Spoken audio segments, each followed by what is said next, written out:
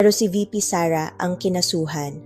Hindi si VP Sara ang nagpasadsad ng piso o nagpaalis sa investors. Hindi siya ang nag-orchestrate ng 100 bilyon flood control insertion o ghost projects. Ang tunay na nagpapabagsak ng ekonomiya?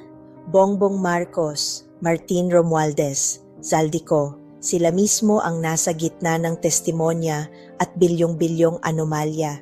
Pero bakit ang ilang church at civil society groups biglang tahimik? Bakit sila pumayag magmukhang tanga basta busog ang bulsa?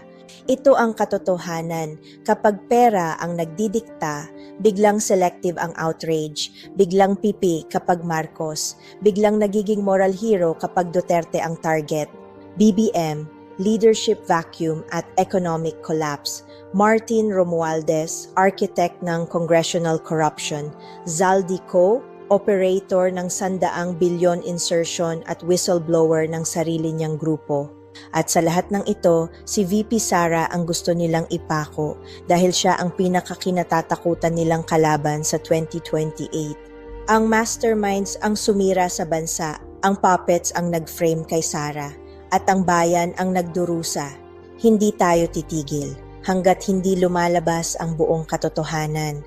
Follow me for more exposes. Iba ang nagpabagsak ng ekonomiya, pero si VP Sara ang kinasuhan. Hindi si VP Sara ang nagpasadsad ng piso o nagpaalis sa investors. Hindi siya ang nag-orchestrate ng 100 bilyon flood control insertion o ghost projects. Ang tunay na nagpapabagsak ng ekonomiya? Bongbong Marcos, Martin Romualdez, Zaldico. Sila mismo ang nasa gitna ng testimonya at bilyong-bilyong anomalya. Pero bakit ang ilang church at civil society groups biglang tahimik? Bakit sila pumayag magmukhang tanga basta busog ang bulsa? Ito ang katotohanan. Kapag pera ang nagdidikta, biglang selective ang outrage, biglang pipi kapag Marcos, biglang nagiging moral hero kapag Duterte ang target.